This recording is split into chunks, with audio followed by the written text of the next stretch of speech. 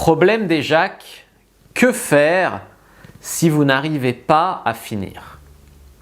Bonjour à tous, c'est Fabrice Julien, coach et auteur expérience sexualité depuis 2010. Et dans cette vidéo, on va parler, en fait, il y a 3 grands problèmes que rencontrent les mecs.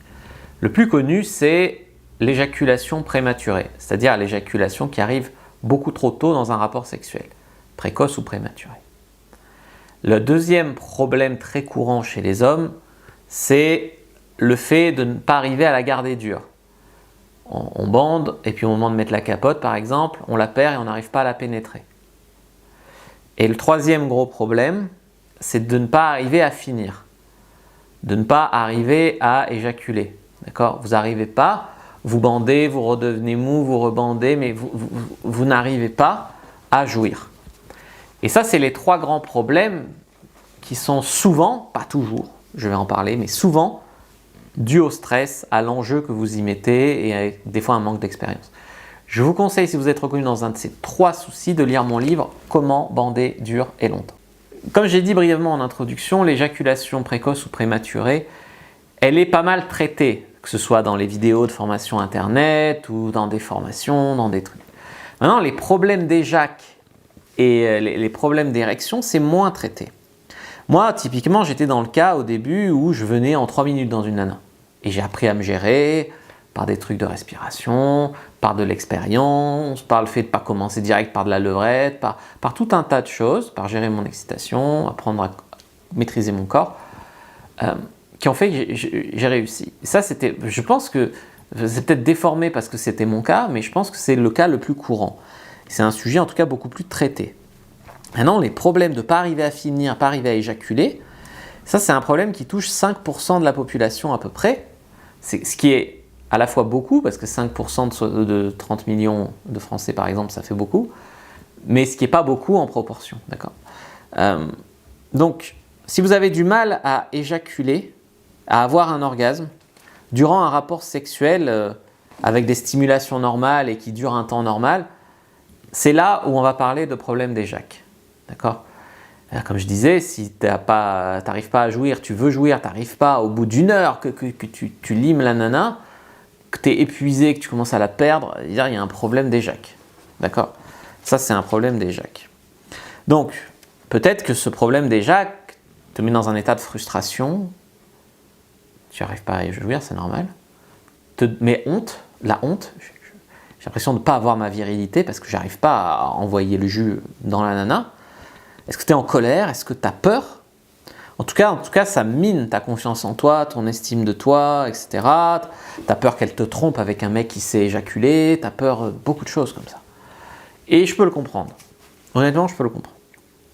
Alors, premier facteur, source de problème d'éjac, c'est l'âge. Parce que plus l'âge avance, plus il y a il peut y avoir des pépins de santé dans le corps, il peut y avoir la sensibilité du pénis, du gland qui diminue, il peut y avoir des problèmes cardiovasculaires, voilà. Bien sûr, je vous conseille d'éviter tout ce qui peut être répréhensible, problème de drogue, voilà. Les antidépresseurs peuvent avoir, oui, j'en ai pas dit, mais les antidépresseurs peuvent avoir un effet sur l'éjaculation et l'érection. Donc peut-être changer d'antidépresseur, en parler avec votre psychiatre en tout cas. Voilà. Mauvaise habitude de masturbation, par exemple devant trop de porno. Ça veut dire que quand tu es devant ta nana, en vrai, elle n'arrive pas à t'exciter parce qu'elle n'a pas les seins refaits, elle gémit pas dès que tu la touches comme une actrice porno. Donc du coup, problème d'excitation dû à une mauvaise pratique de la masturbation ou à une addiction au porno. Un abus de porno en tout cas. Le stress, la fatigue, les pépins de santé, tout ça, c'est des causes aussi assez fréquentes. Alors moi, je vous conseille de vous poser des questions. Ça arrive dans quelles circonstances ? Est-ce que ça arrive tout le temps ou est-ce que ça arrive depuis un moment ? Si ça arrive dans certaines circonstances, lesquelles ? Si ça arrive depuis un certain temps, depuis quand ? Voilà, ça c'est des questions à se poser. Ensuite, voir votre médecin pour être sûr qu'il n'y a pas de problème de santé. Je l'ai déjà dit en introduction, mais 99% des cas d'hommes qui vont avoir des problèmes d'éjac, c'est le stress ou c'est un problème de style de vie. C'est-à-dire abus de drogue, de cigarettes, d'antidépresseurs, manque de sport, voilà. Maintenant, mauvaise masturbation, voilà. Maintenant, je ne veux pas donner un mauvais conseil au 1% qui peut avoir un problème de santé sous-jacent. Allez voir un docteur, d'accord?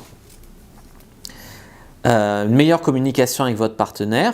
Bon, déjà pour qu'elle sache que c'est pas qu'elle n'est pas assez bien, que c'est pas qu'elle n'est pas assez jolie, que c'est pas qu'elle vous fait pas ce qu'il faut. Ou alors, si elle vous fait pas ce qu'il faut, communiquer pour qu'elle fasse ce qu'il faut. Bien sûr, s'entraîner, c'est important. Donc, il y a des sextoys pour ça, il y a des cock rings, machin. Moi, j'ai une marque qui m'a contacté il y a un moment. J'avais fait une vidéo avec eux, vous pouvez regarder, c'est Sensation Homme. Et Sensation Homme, ils proposent des vaginettes vibrantes, etc. qui finalement vont rééduquer ton corps à jouir dans un truc qui ressemble à un vagin chaud et humide, quoi. Donc, plus ça va ressembler à une bouche ou à un vagin de femme. Donc, ils ont fait des vaginettes qui imitent la bouche ou qui imitent le vagin de la femme. J'ai pas d'action chez eux, hein.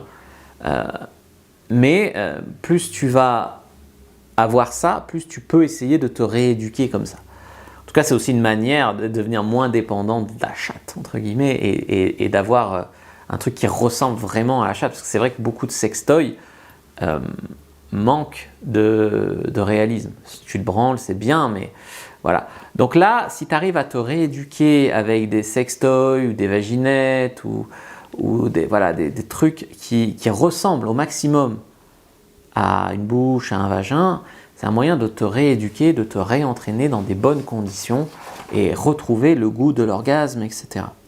Ce que je pourrais faire, c'est, si ça vous intéresse, c'est vous mettre un lien, pourquoi pas dans la description, vers ces vaginettes dont je vous parle là, qui, je trouve, c'est une bonne idée. Ça imite la bouche et la chatte ou le cul d'une femme. Je crois qu'il y a 3 modèles, hein. Ça imite la bouche, ça imite le vagin et ça imite le cul. Moi, je vous conseille de prendre celle qui imite bouche-vagin, quoi. C'est mieux. Je vous conseille. Faites ce que vous voulez. Je vous mets un lien à votre disposition. Je vais vous mettre un lien aussi vers la vidéo qui parlait de cette marque que j'ai fait il y a 3 semaines, mais qui est intéressant. Piste à voir et puis même sinon jeter un œil dessus, quoi. Vous masturbez mieux, vous déconditionnez du porno, etc. Et puis lire mon e-book Comment bander dur et longtemps.